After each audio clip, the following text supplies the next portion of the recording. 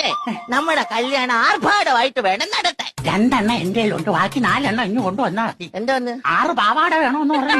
6 പാവാട വേണോന്നല്ല, ആർഭാടമായിട്ട് വേണം കല്യാണം നടത്താൻ.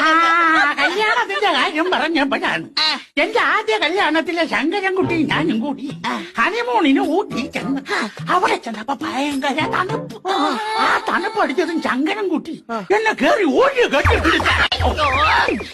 ഓ നമുക്കും പോണ്ടേ ഹണിമൂണിന്? ഇഷ്ടം പോലെ. ആരുടെ?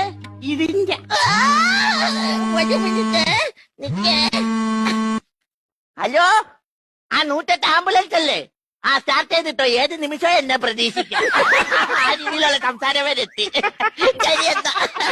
പിന്നെ തങ്കിക്കുട്ടിക്ക് ഈ ഒറ്റയ്ക്കിരിക്കുമ്പോ ബോറടിക്കൂലേ? കുഞ്ഞെ ഭയങ്കരമായിട്ട് ബോറടിക്കും. ആ സമയത്ത് ഞാൻ എന്ത് ചെയ്യുമെന്നറിയാവോ?